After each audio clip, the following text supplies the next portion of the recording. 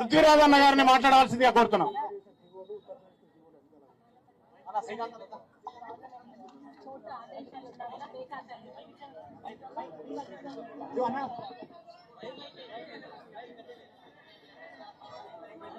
అందరికీ దండాలు. జై తెలంగాణ, జై తెలంగాణ, జోహార్ తెలంగాణ మన వీరులకు, జోహార్ జోహార్, జోహార్ తెలంగాణ మన వీరులకు. జోహార్ జోహార్.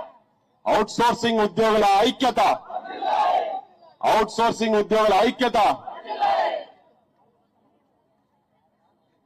చాలా భారమైన గుండెతోటి మీ అందరిని ఇట్లా చూస్తుంటే చాలా బాధ అనిపిస్తుంది.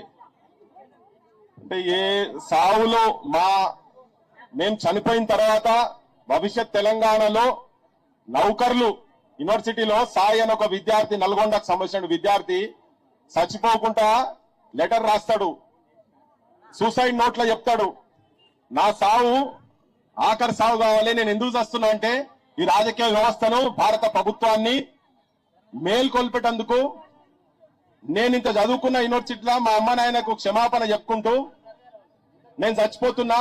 ఎందుకు చచ్చిపోతున్నా అంటే నా తోటోళ్లకు ఉద్యోగాలు, చదువుకున్న వాళ్లకు ఉద్యోగాలు వస్తాయి, ఆ ఒక ఆకాంక్షతోటే నేను చచ్చిపోతున్నా అని చెప్పని ఆత్మహత్య లెటర్లు రాసుకొని చచ్చిపోయిన ఆ లెటర్లు అన్ని ఉన్నాయి నా దగ్గర. ఇట్లా చాలా మంది చచ్చిపోయారు. కానీ అలా చూస్తే 10 ఏళ్ల తర్వాత 11 ఏళ్ల తర్వాత ఆ ఆకాంక్షలు నెరవేరలేదు అనేటందుకు ఒక నిలువెత్తు సాక్ష్యం ఇవాళ ధర్నా చౌక్ ముంగట కనబడతా ఉన్నది.